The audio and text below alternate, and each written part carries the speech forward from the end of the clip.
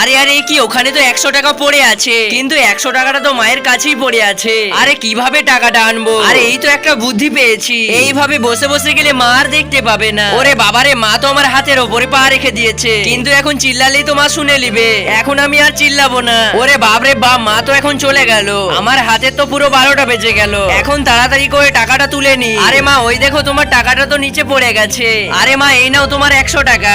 আর আমি তো তোমাকে টাকাটা দিতেই যাচ্ছিলাম। আরে আরে শালা, আমার 100 টাকা তো লস হয়ে গেল। আর এইদিকে তো আমার হাতেও ব্যথা করছে। বন্ধুরা, 100 টাকায় কয়টা শূন্য থাকে? যারা জানো শুধুমাত্র তারাই লাইক সাবস্ক্রাইব করে কমেন্টে জানাও।